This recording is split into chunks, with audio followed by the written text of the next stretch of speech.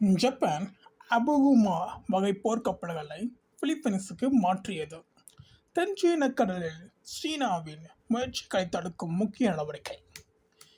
ஜப்பானின் முக்கிய நாளிதழான யோமியூரி ஷிம்புன் ஜூலை 6, 2025 அன்று வெளியிட்ட தகவலின்படி, ஜப்பான் பாதுகாப்பு அமைச்சர் ஜென் நகாதானி மற்றும் பிலிப்பைன்ஸ் பாதுகாப்பு செயலாளர் கில்பெர்டோ டி யாடோரோ அபுகுமா வகை 6 பழைய கப்பல்களை, அதாவது போர்க்கப்பல்களை பிலிப்பைன்ஸ் கடற்படைக்கு ஒப்பந்தத்தை உறுதிப்படுத்தியுள்ளார். இந்த ஒப்பந்தம் 2025 ஜூன் மாதம் சிங்கப்பூரில் நடைபெற்ற இரு நாடாக பாதுகாப்பு சந்திப்பில் உத்தியோகபூர்வமாக கையெழுத்திடப்பட்டது.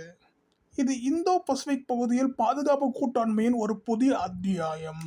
அபுகுமா வகை போர்க்கப்பல்கள் ஜப்பான் கடற்படையில் 1989 முதல் 1993 வரை சேவையில் இருந்தவை.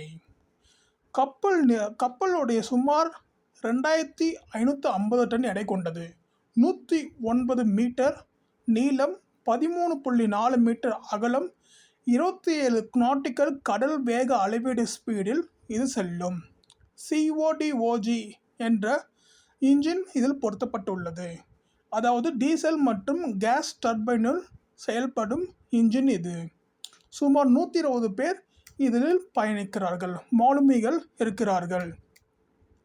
ஓட்டோ பிரெடோ 76 mm நவீன துப்பாக்கி, 324 mm முப்படி சுரங்கங்களை விடும் டார்பிடோ குழாய்கள், அதாவது மீன் வேட்டைக்காக. பிராங்க்ஸ் CIWS 20 mm விமான எதிர்ப்பு பாதுகாப்பு, RGM-84 ஹார்பூன் கப்பல் எதிர்ப்பு ஏவுகணைகள், ஆஸ்ட்ரோக் ஆன்டி சப்மரைன் ராக்கெட் ஏவுதளம், அதாவது எதிரி நீர்மூழ்கி கப்பலை அட்டாக் செய்வதற்காக. OPS-14, OPS-28 ரேடார்கள் பொருத்தப்பட்டுள்ளன.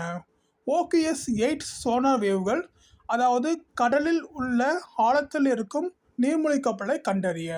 OYQ-7 போர்கள் கட்டுப்பாடு. OLT-3 மின்னணு எதிர்ப்பு அமைப்பு, அதாவது not only diesel engine, both electrical also, this is hybrid. இதன் பன்முகத்தன்மை ஜப்பான் பழைய கப்பல்களை விடுவிப்பதால் தங்களுக்கு நிலவும் தொழில்நுட்ப பராமரிப்பு சுமையை குறைத்தது. ஒன்றும் இல்லைங்க, இவங்க பழைய கப்பலை சேல் பண்ணுறாங்க. பிலிப்பைன்ஸ் இவ்வளவு வேளையில் வெறும் 2 நவீன ஃப்ரைகேட் வைத்திருக்கின்ற கடற்படைக்கு சீனாவின் 100+ போர்க்கப்பல்களை எதிர்க்க இது நேர்த்தியான துணை. அதாவது பார்த்தீங்க அப்படின்னா, இவங்க தொழில்நுட்ப பராமரிப்புக்கு அதிக பணம் ஒதுக்கீடு செய்ய வேண்டியது இருக்குது இந்த கப்பல்களுக்கு. அப்படிங்கிறதுனால இவங்க பிலிப்பைன்ஸுக்கு இந்த கப்பலை ஒரு ப்ராஃபிட்டுக்காக விற்கிறாங்க. சரிங்களா? 2025 ஏப்ரலில் ACSA acquisition and cross servicing agreement பற்றிய பேச்சுவார்த்தை ஆரம்பமானது. இது எரிபொருள், உணவு, ஆயுதங்கள் போன்ற ஆதரவுகளை இரு நாடுகளும் ஒவ்வொருக்கொருவர் வழங்கும் வாய்ப்பை ஏற்படுத்தும். ஒரு வகையில் இது அமெரிக்க ஜப்பான் பாதுகாப்பு உடன்படிக்கை மாதிரி இருக்கிறது. JMSDF, Japan maritime self defence force உத்தியோகத்தர் சொன்னது போல், இது சீனாவின் கடற்படை நகர்வுகளை கண்காணிக்க துணை செய்யும். பிலிப்பைன்ஸ் கடற்படைக்கு இது அளவலாத மாற்றத்தை ஏற்படுத்தும். ஏவுகணைகள், ரேடார்கள், சோனார்கள், பாதுகாப்பு எதிர்ப்பு நுட்பங்கள் இதில் அடங்கும். இராணுவ ஒத்துழைப்பு மற்றும் பயிற்சிகளில் ஒரே அமைப்பு மூலமாக செயல்பட முடியும். அதாவது பார்த்தீங்க அப்படின்னா, ஒரு நாட்டோட ஆயுதங்களை பயன்படுத்தும் போது நம்மளுடைய நாட்டோட ஆயுதத்தை நம்ம அதிக நேரம் பயன்படுத்தியிருப்போம், அதிக தடவை பயன்படுத்தியிருப்போம். அதுபோல் மற்ற நாட்டு ஆயுதங்களை பயன்படுத்த முடியுமான்னு பார்த்தா அதில் இன்புட்ஸ் வெவ்வேறு மாதிரி இருக்கும். துப்பாக்கிகள் வெவ்வேறு மாதிரி ஹேண்டில் பண்ண வேண்டிய சுச்சுவேஷன் ஏற்படும். அதுபோல் போர்க்கப்பலை பிலிப்பைன்ஸ் மாதிரியாகவே ஜப்பான் தொழில்நுட்பத்தையும் பயன்படுத்த முடியும். இந்த ஒப்பந்தம், அதாவது இராணுவ ஒத்துழைப்பு மற்றும் பயிற்சிகளில் ஒரே அமைப்பு மூலமாக செயல்பட முடியும்.